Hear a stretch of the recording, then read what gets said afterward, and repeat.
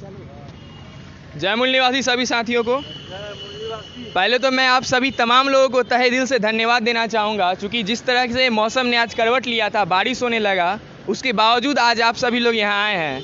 तो इससे पता चलता है कि आपके अंदर जो इस आंदोलन के प्रति जो दिल में जो जज्बा है, जो समाज में एक बदलाव लाने का जो एक जुनून आ गया है, इससे ये साबित हो रहा है कि वो जो आज़ादी की लड़ाई हम लोगों ने शुरू किया है उसे ज़रूर जीतेंगे। तो साथियों, एक बार फिर से जोश को जगाते हुए मैं जो जयकारा लगाऊंगा उसमें आप भी मेरा साथ सहयोग करें। बोल बच्चा से, बोल बच्चा से, बोल बच्चा से। मूल निवासियों का नारा है, मूल निवासियों का नारा है, मूल निवासियों का नारा है, मूल निवासियों का नारा है।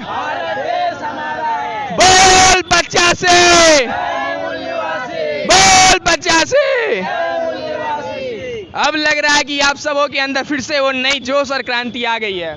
साथियों, जैसा कि हम सभी लोग जान रहे हैं कि आज हम लोग इस बस पड़ाव पर, इस धरना प्रदर्शन पर इसलिए मौजूद हुए हैं क्योंकि वर्तमान सरकार ने जो नीट का परीक्षा होता है, जिसके थ्रू हमारे विद्यार्थी डॉक्टर बनते हैं, उस परीक्षा का नाम है नीट। और इस नीट की परीक्षा को जो केंद्र सरकार अगले महीने, जो कि 12 अक्टूबर को जो नीट का परीक्षा होने वाला है 2021 में, उसमें जो रिजर्वेशन था, ओबीसी का रिजर्वेशन, उसको शून्य कर दिया गया है। इसके विरोध में आज हम लोग ये धरना प्रदर्शन कर रहे हैं। साथियों, आज मैं आप लोगों को इस धरना प्रदर्शन के जरिए से आप लोगों को मैं बताना चाहूँगा कि ये जो नीट का परीक्षा है, जिसके थ्रू डॉक्टर बनते हैं, उसका चयन करने का क्या प्रक्रिया होता है। तो जैसा कि जान रहे हैं, आपको मैं बता दूं कि जो नीट का परीक्षा होता है, नीट के परीक्षा के थ्रू जो डॉक्टर बनते हैं, तो वो परीक्षा एक भारत सरकार का एक agency NTA, national testing agency के द्वारा कराया जाता है।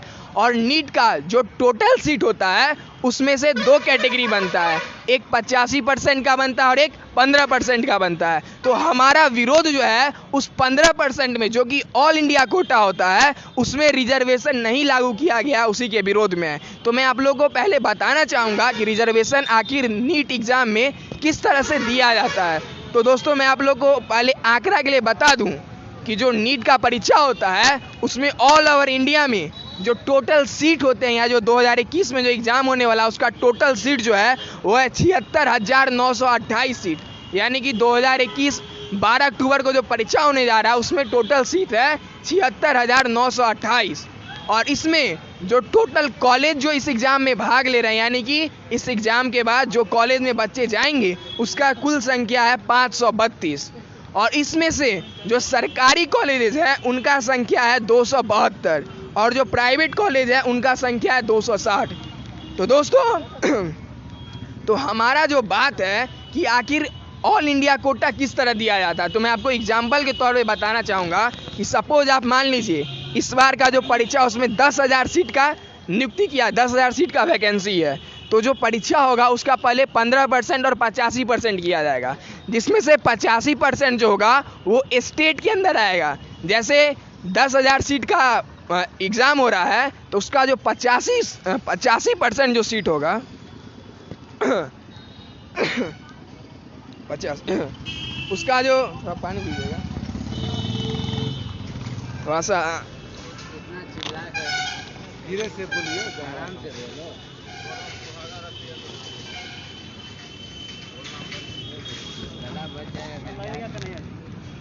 जो 85% सीट होता है, उस 85% सीट पर केवल राज्य के बच्चे जाते हैं। जैसे हम लोग बिहार से हैं, तो हम लोग का, अगर हम लोग ऑल ओवर इंडिया के कोटा में नहीं आते, तो हमारा जो सिलेक्शन होगा वो बिहार के अंदर होगा। लेकिन जिस बच्चों को ज़्यादा परसेंटेज आएगा, जो ज़्यादा रैंक हासिल करेंगे, उनका सिलेक्शन बिहार से कुछ अलग जो कॉलेज है जो बिहार के बाहर है, जहाँ अच्छी पढ़ाई होती है, वहाँ भी जा सकते हैं। तो उनका सिलेक्शन होता है उस 15% के अंदर। यानी कि 10,000 सीट अगर निकल रहा है, तो उसका 2 कैटेगरी बनेगा, एक 85, एक 15। 85% सीट स्टेट के पास रहता है, और 15% सीट जो होता है वो स्टेट देता है सेंट्रल को। और सेंट्रल उस पर SC ST OBC का जो रिजर्वेशन है, SC ST और जनरल का सीट को भर करके वापस स्टेट को भेजता है। तो ये जो ओबीसी का रिजर्वेशन है, ये ऑल इंडिया कोटा जो कि 15% आता है, उसमें नहीं दिया गया है। उसी के विरोध में हम लोग ये धरना प्रदर्शन कर रहे हैं। और साथियों, मैं आप लोग को बता देना चाहूँगा कि जो नीट का परीक्षा है ये 2017 में आया है। 2017 से पहले मेडिकल डॉक्टर बनने के लिए नीट का परीक्षा नहीं होता था। उस समय होता था AIPMT, all India pre medical test, जो कि 1984 से all India pre medical test होता था। इसका भी एक अलग कहानी है, चूँकि जैसा कि मेरे से पूर्व एक वक्तागण ने बताए थे, एक भैया बताए थे कि मेडिकल साइंस का जो हिस्ट्री है अपने देश में वो शुरू होता है 1835 से शुरू होता है। 1835 में सबसे पहला मेडिकल कॉलेज जो है वो बंगाल में खुलता है। उस समय जो लॉर्ड विलियम बेंटिक थे, वो वहाँ के गवर्नर जनरल थे, उन्होंने पहला मेडिकल कॉलेज जो है वो बंगाल में खोला था, लॉर्ड विलियम बेंटिक ने। और दुख की बात ये मैं आपको बताऊं कि जब 1834, वो उस समय था जब समाज में जातिवाद का जो विडंबना है, जो जातिवाद का सोच था, वो चरम पर था। उस समय कॉलेज तो खुल गया, कलकत्ता यूनिवर्सिटी के अंतर्गत आता जाता। उस समय 3 प्रोफेसर जो थे, वो 3 प्रोफेसर जो कि अंग्रेज सरकार के थे, वो भी नियुक्त हो गए। अंग्रेजी तो ब्रिटेन से आए थे। 3 जो मॉडरेटर थे जो कि इंडियन थे, जो कि तीनों ब्राह्मण थे, उसमें से एक थे मधुसूदन गुप्ता। मधुसूदन गुप्ता जो थे, उनके बारे में बाद में कहा भी जाता है कि जो पहला भारत के जो प्रथम जो सर्जन बने थे, जिन्होंने डॉक्टरेट का पढ़ाई शुरू किया था, वो थे मधुमोहन गुप्ता। मधुमोहन गुप्ता जो है, उन्होंने जब मेडिकल में पढ़ाई करना शुरू किया तो उस समय चूँकि विडंबना ये थी ना कि हिंदू धर्म में ये कहा गया कि मुर्दा को छूना नहीं है, कहा जाता है ना कि मुर्दा को छूना नहीं है, वो भी ब्राह्मणों के बारे में, क्योंकि उस समय तो ब्राह्मणों का वर्चस्व था। तो अगर पढ़ने भी जाएंगे तो केवल ब्राह्मण ही जाएंगे। तो मधुसूदन गुप्ता नाम का जो ब्राह्मण था, वो भारत का पहला डॉक्टरेट का पढ़ाई करने वाला इंसान बना। तो उस समय क्या हुआ कि बच्चों के जो घर वाले लोग थे, वो कहने लगे कि पढ़ाई नहीं करना है, मेडिकल पढ़ाई करें, क्या करेंगे, पढ़ेंगे तो मेरा धर्म भ्रष्ट होगा। क्योंकि मनुस्मृति और उस समय जो ब्राह्मण धर्म था, उसके अंतर्गत क्या था कि गंदगी को छूना नहीं है। क्योंकि डॉक्टर अगर बनना है तो फिर भाई पैखाना छूना ही पड़ेगा, उसका टेस्ट करने के लिए, बलगम टेस्ट के लिए बलगम छूना ही पड़ेगा, टॉयलेट छूना ही पड़ेगा, तभी टेस्ट हो पाएगा। तो इन सब चीज़ों के बावजूद 6 महीना लेट पढ़ाई शुरू होता है। 1 जनवरी 1836 तक पढ़ाई वहाँ नहीं होता है। उसके बाद 6 महीना लेट से पढ़ाई होना शुरू होता है। उसके बाद मधुसूदन गुप्ता पढ़ाई करते हैं। तो ये 1834 से 1835 से मेडिकल साइंस इंडिया में शुरू हुआ। लेकिन उस समय से लेकर के 1984 तक जो रिजर्वेशन का कॉन्सेप्ट था वो बिल्कुल नहीं था। 1984 में जाकर एक केस हुआ था, प्रदीप जैन नाम के एक व्यक्ति, उन्होंने सुप्रीम कोर्ट में केस किया था। उसके बाद जो all India pre medical test है, उसमें से 50-50% का सीट दिया गया, जिसमें से 50% सीट जो था वो स्टेट के पास रहता था और 50% सीट जो है वो सेंट्रल के पास जाता था। उसमें क्या होता था, सेंट्रल के पास जाता था तो वहाँ पर SC ST OBC का उस समय तक कोई रिजर्वेशन नहीं था, यानी कि केवल जनरल का ही सिलेक्शन होता था और स्टेट में कहीं कहीं पर कुछ लोगों का सिलेक्शन होता था। लेकिन बात आती है 2007 की। 2007 में फिर से एक SC कैटेगरी के एक व्यक्ति ने सुप्रीम कोर्ट में जाकर केस किया। उसके बाद 2007 से नीट के परीक्षा में SC लोगों को, ST लोगों को आरक्षण दिया जाता है और उस समय तक भी OBC को कोई आरक्षण नहीं मिलता था। OBC को आरक्षण तब तक नहीं मिला और आज भी नहीं मिला। फिर 2017 में जाकर भारत सरकार ने नीट परीक्षा को अनाउंस किया, मतलब नीट परीक्षा लॉन्च हुआ। उसके बाद AIPMT ख़त्म हो गया। क्योंकि जब मैं भी बच्चा था, जब 3 या 4 क्लास में था, तो उस समय यही बताया था कि AIPMT निकालना, all India pre medical test. लेकिन 2017 में जाकर all India pre medical test को हटा के नीट को नीट लाया गया। और इस नीट परीक्षा के अंतर्गत जो OBC का रिप्रेजेंटेशन है वो बिल्कुल जीरो है। और बाद में जिस मोदी सरकार जो अभी कह रहे हैं कि हम लोग पिछड़ों का सरकार है, चूँकि अभी वर्तमान में उन्होंने बहुत सारे पिछड़े वर्ग के लोगों को मंत्री बनाया है, तो मैं आप लोगों को बता देना चाहूँगा, उसी मोदी सरकार ने एक जो कमीशन है, OBC का कमीशन, जो कि भारतीय संविधान के आर्टिकल 340 के अंतर्गत आता है, इधर हाल फिलहाल में कुछ साल पहले जाकर उसको कॉन्स्टिट्यूशनल सेफ गार्ड के साथ उसको बोला गया कि हाँ, ये OBC का अब ये संगठन ऑफिशियली बन चुका है। तो उसका मैं आप लोग को रिपोर्ट बताना चाहूँगा। उस OBC के रिपोर्ट के मुताबिक 2017 जब से नीट एग्ज़ाम शुरू हुआ है, तब से जो OBC का रिप्रेजेंटेशन है वो 11,027 सीटों पर जो OBC का डॉक्टर बनना चाहिए वो डॉक्टर नहीं बन पाए हैं। यानी कि नीट एग्ज़ाम के कारण OBC के 11,027 डॉक्टरों का नीट के कारण डॉक्टर बनने का सपना ही बर्बाद हो गया। लेकिन दुख की बात यह है कि फ्रंट मीडिया, जिसको नेशनल मीडिया कहा जाता है, वो इस बात को आज तक नहीं बताया है, आज तक नहीं दिखाया गया है इस बात को। और सबसे बड़ी बात यहाँ ओबीसी को मात्र 27% रिजर्वेशन दिया जाता है, बल्कि मंडल कमीशन के अंतर्गत ओबीसी का जो रिप्रेजेंटेशन है वो देश में वो कुल मिला के है 52%। यानी कि आज हम अपने देश की बात करें जहाँ 125 करोड़ की आबादी है, वहाँ पर लमसम 70 करोड़ के आसपास हमारे देश में ओबीसी हैं।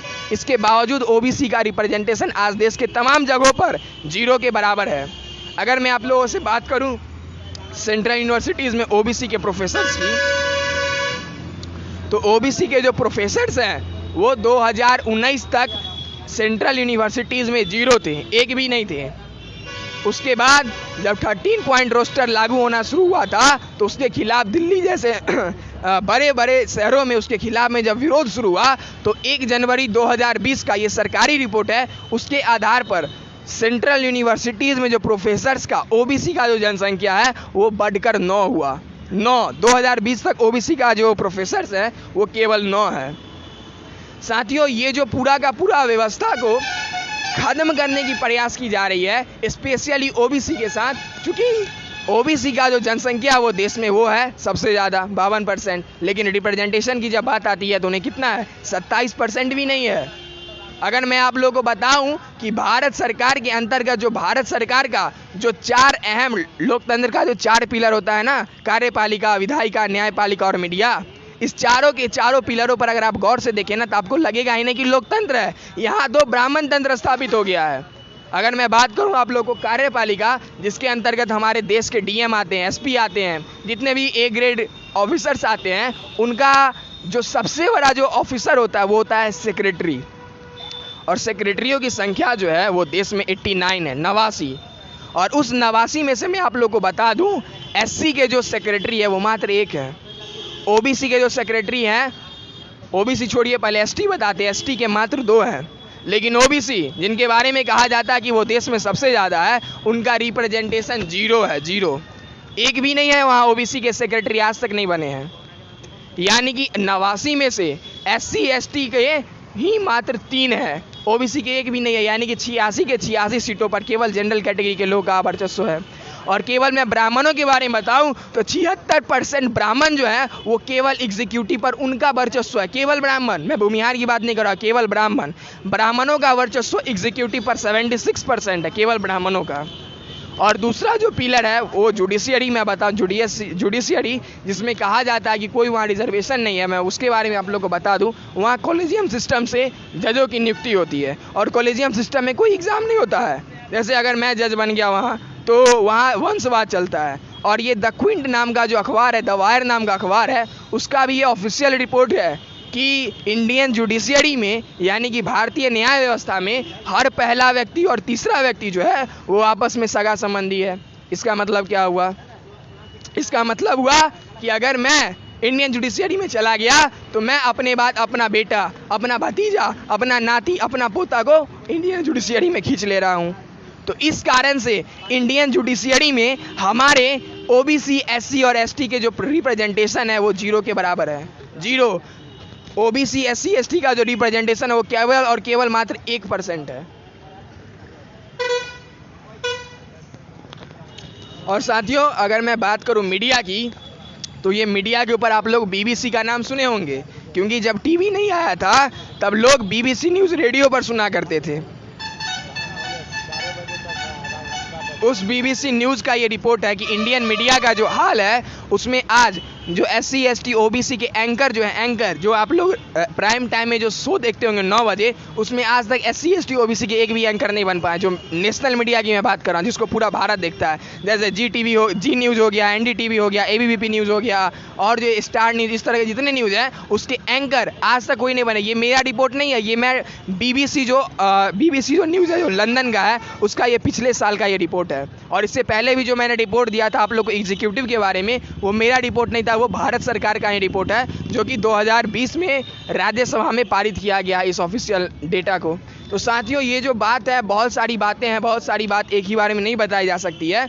तो ये जो सारा व्यवस्था चल रहा है, ये दरअसल हमारे एससी, एसटी, ओबीसी लोगों के हक और अधिकार को फिर से प्रभाव शून्य करके वही व्यवस्था वर्तमान सरकार लाना चाह रही है, जो व्यवस्था आज से हजारों साल पहले हुआ करता था, जहां एससी, एसटी, ओबीसी के लोगों को कोई हक और अधिकार नहीं था, उनका जीवन जीना ना जीना दोनों एक बराबर हुआ करता था। तो दोस्तों, ये वक्त है हमें खुद को संगठित करने का, क्योंकि अगर हम आज नहीं संगठित होते हैं तो कल वो दिन आएगा जिस दिन हमें फिर से मनुस्मृति जैसी भद्द से भद्दे व्यवस्था के अंदर हमें रहना पड़ेगा। इसलिए साथियों, यहाँ पर आए मैं तमाम विद्यार्थियों से, नौजवानों से ये अपील करता हूँ कि 1947 में जो आज़ादी का आंदोलन ब्राह्मणों ने अपने आप को अंग्रेजों से समाप्ति के लिए आज़ादी का आंदोलन लड़ा था, ये जो आज़ादी का आंदोलन आज भारत मुक्ति मोर्चा, बामसेफ और तमाम हमारे राष्ट्रीय लेवल के संगठन चला रहे हैं, तो इसमें हमें मौका है कि आज अगर हम इस आंदोलन में बढ़ चढ़ कर हिस्सा लेते हैं, बढ़ चढ़ कर भाग लेते हैं, तो हम लोग भी इस आज़ादी के आंदोलन में अपना नाम स्वर्णिम अक्षरों में अंकित करेंगे।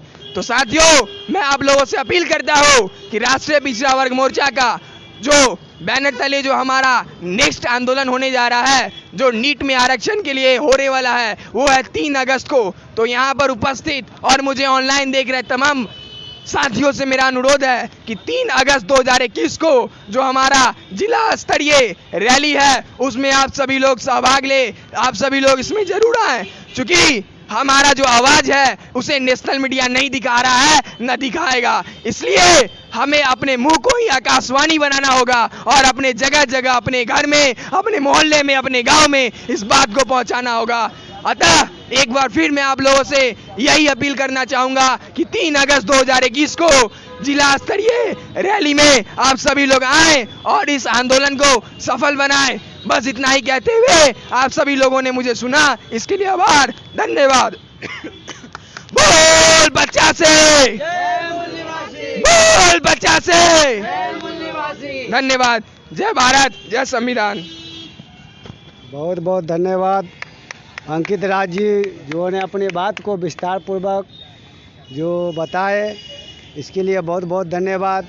अब अगली वक्ताओं में हमारे राष्ट्रीय पिछड़ा वर्ग मोर्चा के राष्ट्रीय जो जिला अध्यक्ष हैं, जो अपनी बात को राम प्रवेश जी राय रखेंगे। आइए राम प्रवेश राय जी।